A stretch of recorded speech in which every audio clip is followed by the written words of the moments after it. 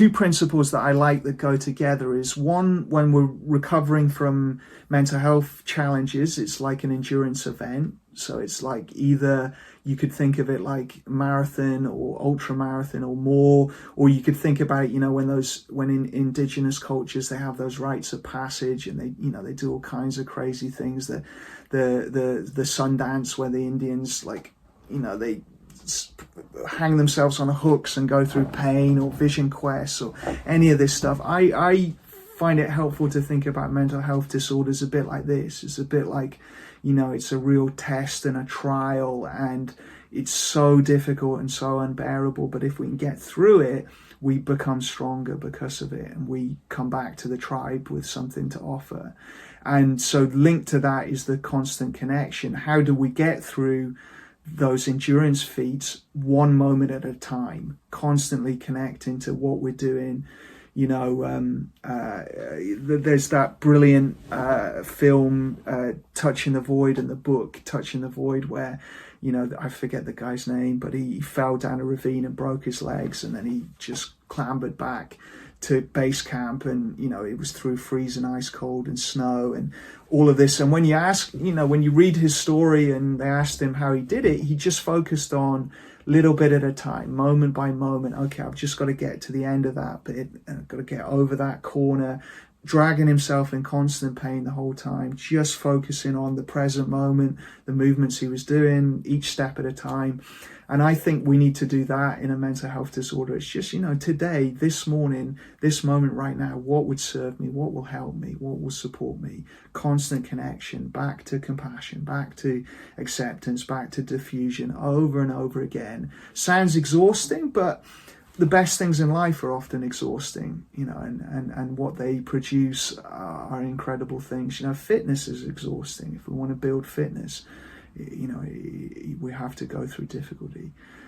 So I like to think of those two together, that like an endurance event or rites of passage, or kind of vision quest, and constant connection to these tools over and over again, as much as we need it. And then it gets easier. The thing is, if we can hold the line when our mind is screaming, you can't do this, you're a piece of shit, you need to give up, you've blown it all, you've done this wrong, or it turns out on the world and goes, everyone's against me, this world is awful, there's no point, there's no meaning, we're gonna be stardust, before long, there's no point to anything.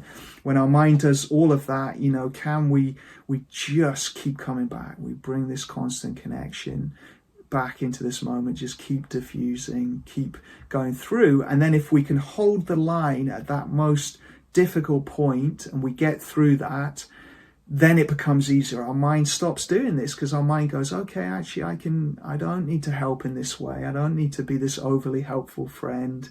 I can pull back. I can stop sending this alarm signal. We're doing something different here. And then we get less of the thoughts, less of the emotional pain, because we've brought acceptance to it.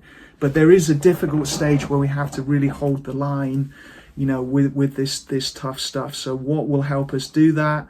Connecting with others, and coming back to values and self-compassion and constant connection to this. So, we're taking those values and we're thinking about the actions, and then we can set goals as well. Humans do well with goals. So, I'm going to reach out to 3 people this week, or I'm going to do 20 minutes of, yoga 3 times a week, specific goals as well, within the limitations of what we have. And then, of course, sometimes we won't hit our goals. The internal critic will come in and say, see, I told you could never do that. This won't work. Back to diffusion. There's the internal critic. There's the inner demon. There's the devil on my shoulder. There's the Cruella de Vil. There's the nasty monster, telling me I can't do stuff. There's the inner dictator, whatever we want to call it. And then at its most simple, right now, as I'm saying this, just everyone check in with your mind. Just notice what your mind's saying. What thoughts are there as you hear me talking? Are they critical? Are they judgmental? Are they hopeless? Just notice them. If it's really hard to notice them, notice and name them, and repeat over and over again. And then bring in some self-compassion. Okay, so what would we say to someone in our life who is going through what we're going through? Better still, what would we say to a little kid who's going through what we're going through, you know, who'd face pain and difficulty or loss or betrayal or, you know, invalidation? What would we say to that little kid? So just practice that in your mind now. What would you say to a kid going through what you're going through? You know, first of all, we grab that, you know, we grab that kid and give them a big hug, right? And we say, you know, this is tough and I'm here for you and I'm with you. And then we go, okay, you know, what can we do together to make this better? How can we, you know, take some small actions here? Or, you know, this will change and pass, not in a dismissing and invalidating way. We've got to acknowledge the pain first, but then responding with kindness. And can we practice that over and over again? You know, on a bad day, can that voice be there all day long? You know, if I ever have a tough time, I will use self-compassion pretty much all day long if I need to. You know, I'll be coming back to it and going, no, Johnny, you're doing the best you can. This is tough. This is, you know, you've lost someone in your life, or this has happened, or that's happened, and that's painful, you know. So I'm here for myself.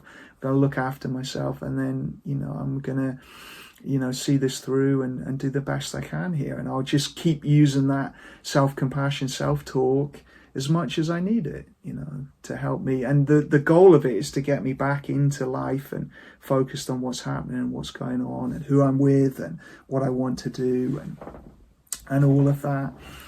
If we're struggling with the later processes like self-compassion, values, actions, acceptance even, often we need to go back to present moment and diffusion. So they're the key things. If we're still at this point really struggling with stuff, probably our mind is telling us really painful things over and over and over again, and we're disconnected from the present moment because of that. You know, we're so stuck in those thoughts. So we need to do more and more diffusion, more and more.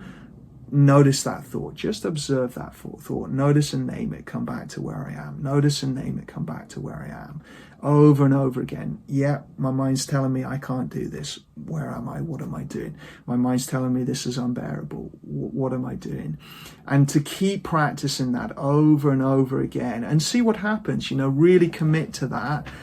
You know, give it real commitment for a few days, a few weeks, and see what happens, you know, as we do that.